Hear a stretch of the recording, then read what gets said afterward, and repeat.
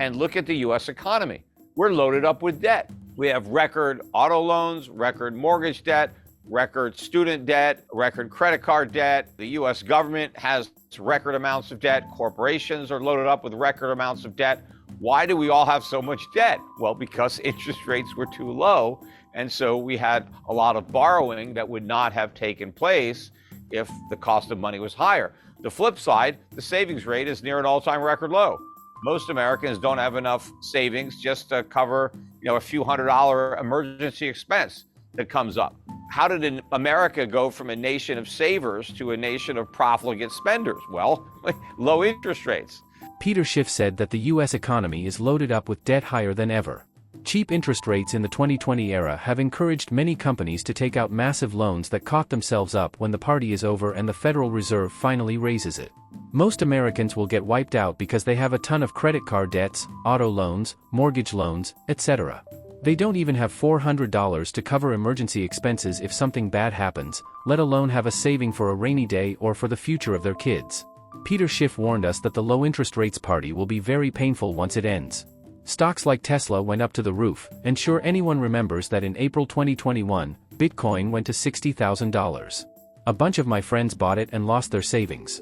Now the cheap rates era is over. The Fed has raised the interest rates fastest in history, from 0 in March 2022 to 5.25% in September this year. Massive layoffs are coming, unemployment will go up, and therefore the economy will slow down or maybe go into recession. So, what should you do to protect yourself?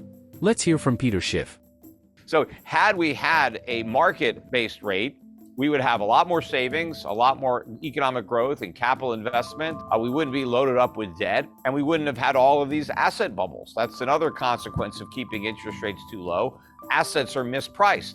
So you get, tech stocks in the stratosphere, or, cryptocurrencies, or all kinds of crazy things happen in an environment where interest rates are too low. I mean, we saw that with the housing bubble. That wasn't an accident that bubble was inflated. The Fed lowered rates to 1%. That was an unnaturally low rate of interest, and a lot of people took advantage of that cheap money and they bought houses. And so home prices kept going up. As the Fed raises rates, people start to sober up, and and they start dumping a lot of these overpriced assets that they bought during a mania. But rates are going a lot higher over time.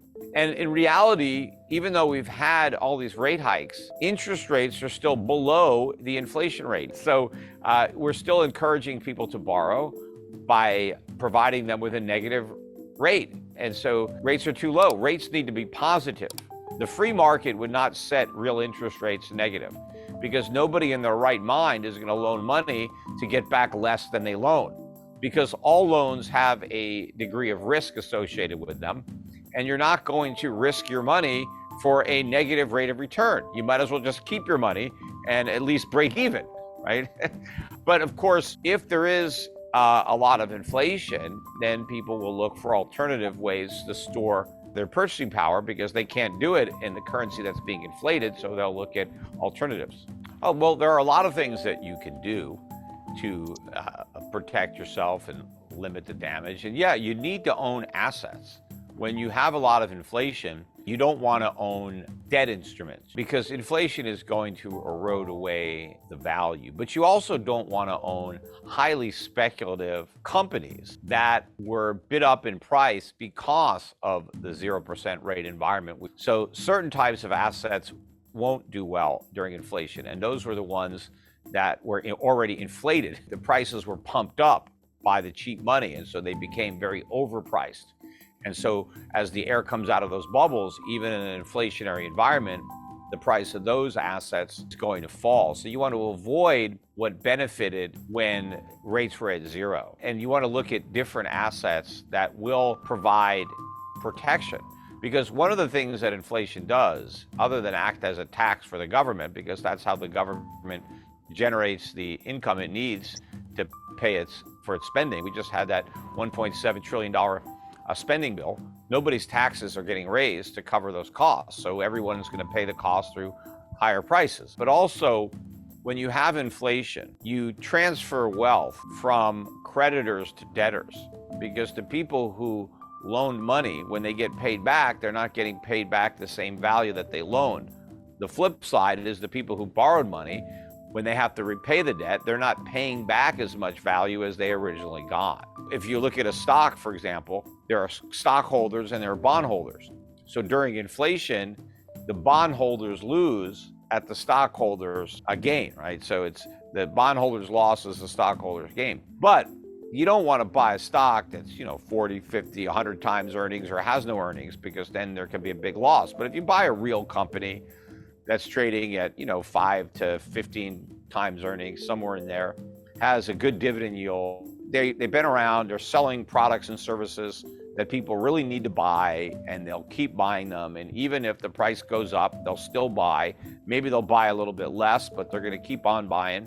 They'll give up other things in order to keep buying what you've got. Those are the companies that you want to own as a way to beat inflation, to have a dividend yield that will rise as fast or faster than your cost of living. And you want to own real things. You want to own commodities. Gold is one of the commodities that people will own. It's obviously the easiest commodity to own because the storage costs are so low. You can get a lot of value in a small space compared to other commodities. So in highly inflationary times, gold is an instrument of choice, not just for individuals, but for governments. I mean, you can already see that now. Major central banks around the world have been adding to their holdings of gold, which are still relatively low compared to where those holdings have been in the past. So I think central banks still have a lot of gold to buy. But the average investor, particularly the institutions, are way underinvested in gold compared to where they would have been 30, 40 years ago.